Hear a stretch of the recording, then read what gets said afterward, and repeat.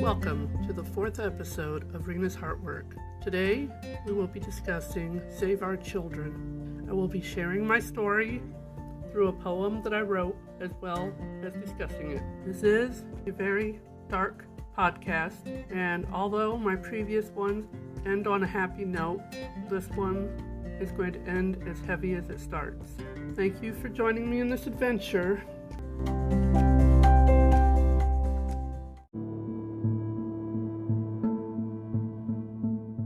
It's not okay. What he did is not okay, just because you caught him with another. His lumpy lap was not okay, just because you didn't know it at the time. His hands on me were not okay, just because you didn't see. My small hands on him were not okay, just because you didn't ask. It's not okay that he hurt me, just because you put on a blindfold to it all.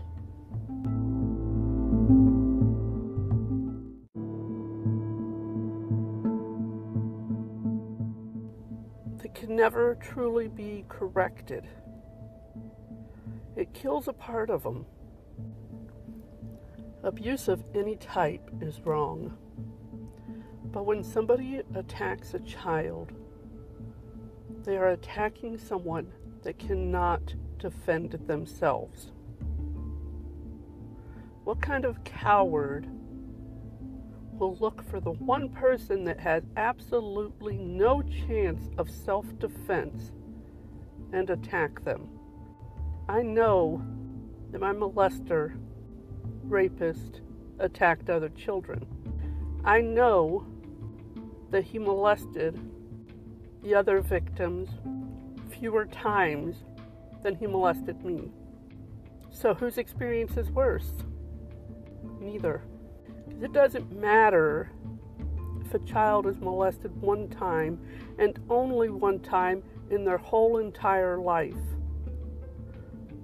That damage is done.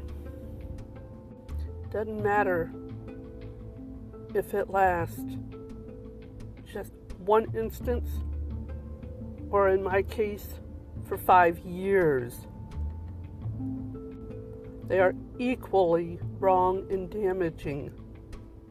Sexual abuse attacks a child in a way that makes it impossible for them to be comfortable expressing love to somebody they love later in life.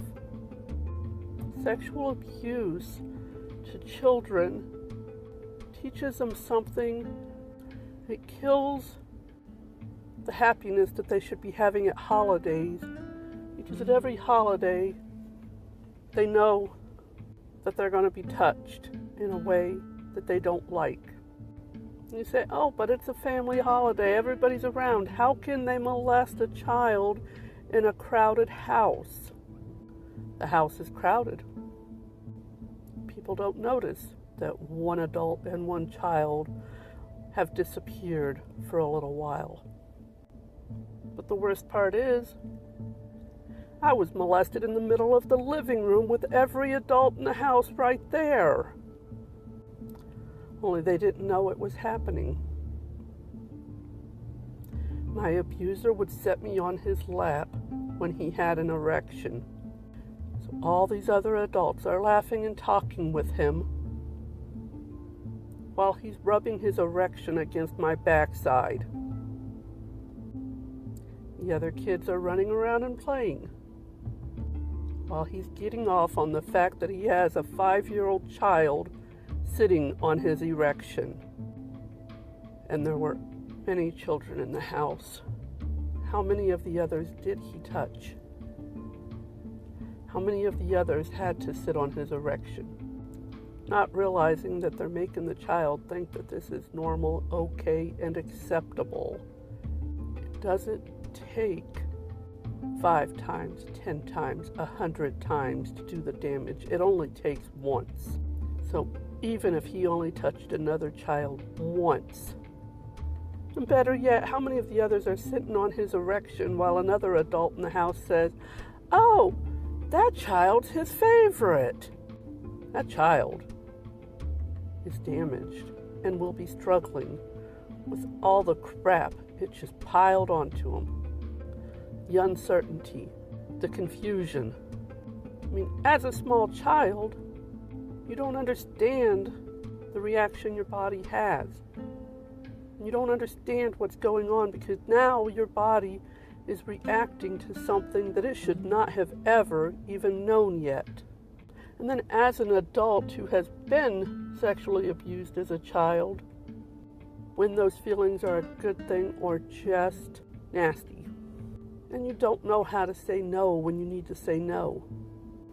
So many children that were molested, probably, because I can't say for certainty, allow themselves to be raped later in life because they don't know they're allowed to say no.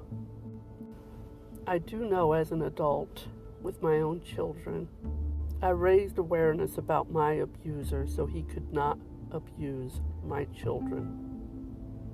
But at the same time, I kept his secret from the law and from so many other people.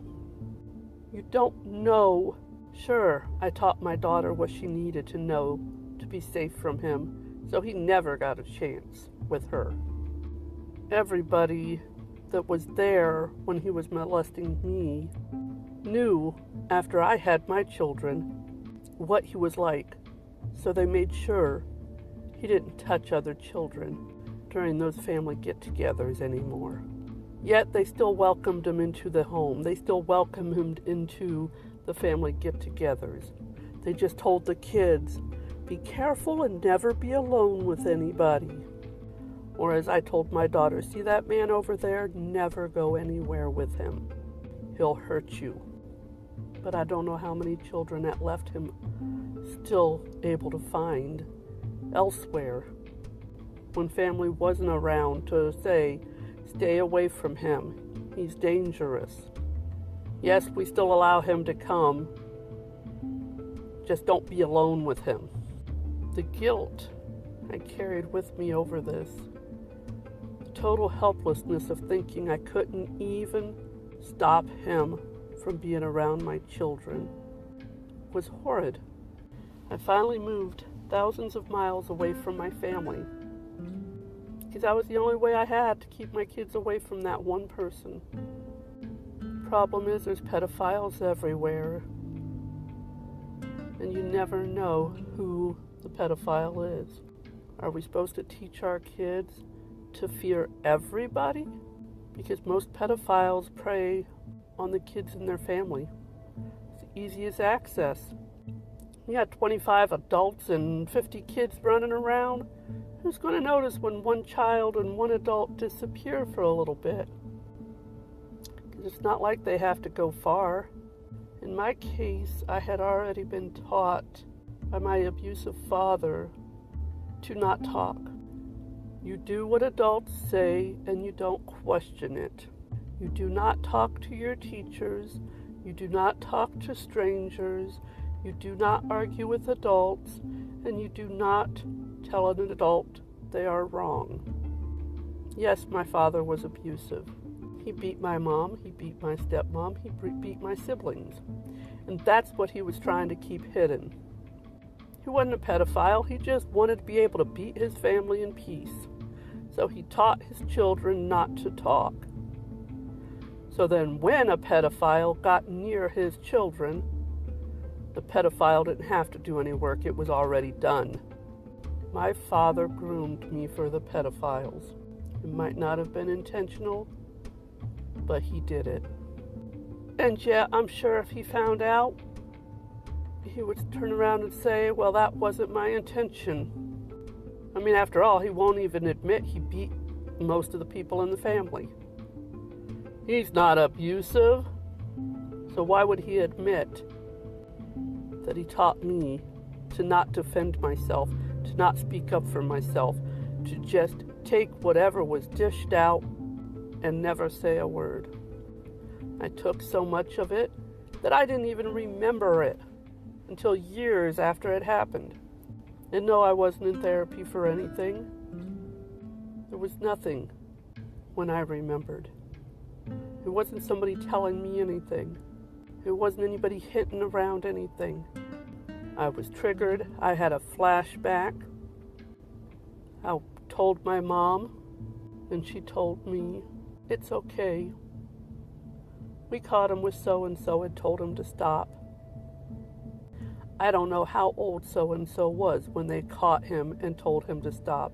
I don't know how many times he laid hands on so-and-so until they caught him and told him to stop. No, even if they caught him the first time he touched so-and-so, he got away with too much.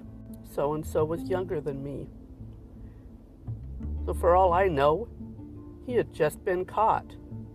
He may have been molesting and raping them for years before he was caught. But the one thing I'm certain about is it was mortifying for so-and-so. Now, I do want to interject. The reason I keep calling him so-and-so is because I don't want to use a generic name that somebody listens to this and hears their name and they already have trauma similar. I'm not putting names out there. This is my story, and so-and-so has a right to their privacy, and I don't want to trigger anybody else by choosing a random name. So I'm going to continue to refer to them as so-and-so. But when he was caught with so-and-so, try to imagine what that probably entailed. Because I'm thinking it's very doubtful an adult walked in on him and is like, oh, come here, we need to talk. And then laid into him in privacy. More than likely, an adult walked in on him and yelled, what the hell is going on here?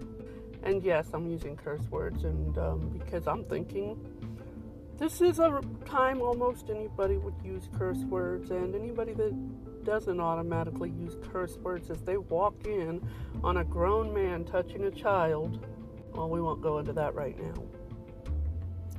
So anyway, so-and-so's being touched inappropriately by this pedophile. An adult walks in and freaks out, starts yelling at him.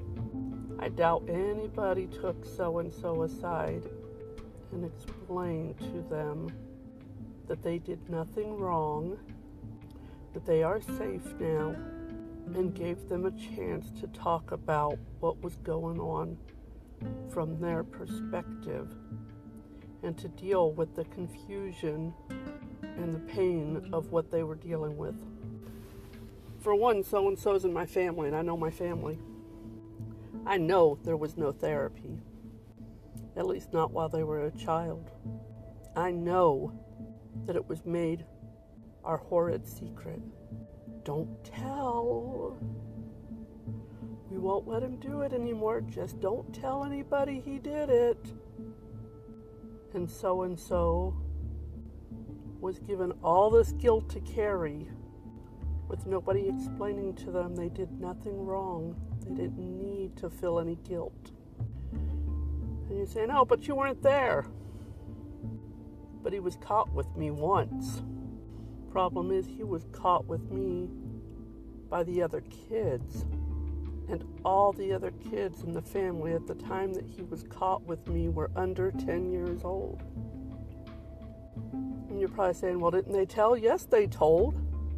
As they walked in on us, and they went all the way through the house sing-songing, Rena's in bed with Rick, Rena's in bed with Rick.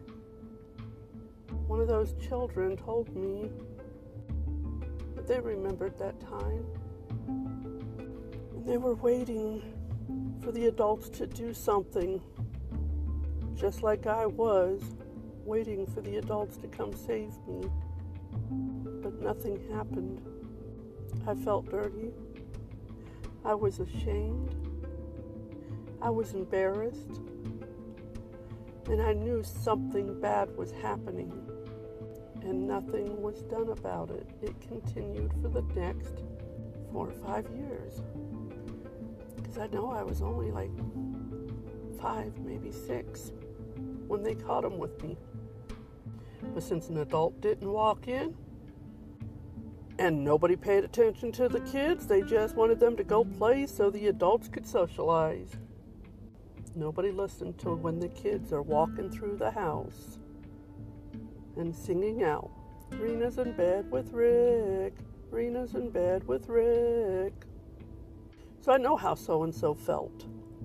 But I also know I doubt a single adult explained to them that they had no guilt to carry, that they should not feel ashamed, that they did nothing wrong, and that they were sorry that this ever happened to them. Because even when I remembered this at 15 years old, nobody ever told me they were sorry it happened to me. I was told, it's okay, we told him to stop, so he won't do it anymore. But nobody said, I'm sorry I never stopped it when it was happening to you. Nobody said, I'm sorry this ever happened to you. See, I kind of outed him on Facebook. That's why I'm using his name. I ain't gonna change his name. Everybody needs to know his name.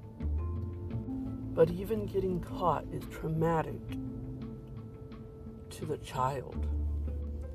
And if nobody sits the child down and talks to them and gets them therapy so that they can deal with what happened to them, they cannot heal from it. I never reached out to so-and-so because they never spoke up, and I did not feel it was my place to say something and make them go through that hell. I know the names of a few of his victims, and I will never tell you or anyone those names because that's their story to tell and deal with how they want to. This is my story. So from 5 years old, which is when my mom had just gotten us back, and I thought that I was safe, that I wouldn't have to watch my dad beat my stepmom anymore.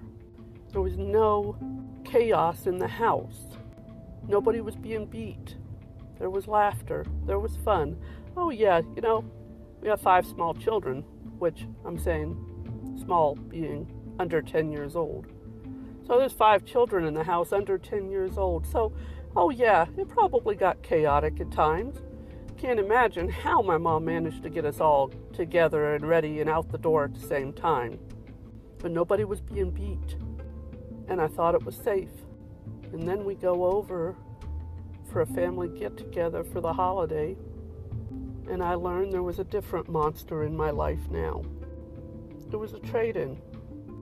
I didn't have to watch my mom be beat anymore. I just had to have this monster touching me. I had to sit on his lumpy lap while everybody laughed and chatted around us. But at least my mom wasn't being beat. There's no good way of looking at it. There's no positive that came from it. Well, it didn't kill you, so it must have made you stronger. No, it didn't. I have DID. Thing is, I had DID before the first time. DID is a coping mechanism, dissociative identity disorder. It's when something is happening that your mind doesn't know how to handle, so it tucks it away in another spot so you don't have to live it over and over and over. First time it happened, I was 2 years old. My stepmom was being beat.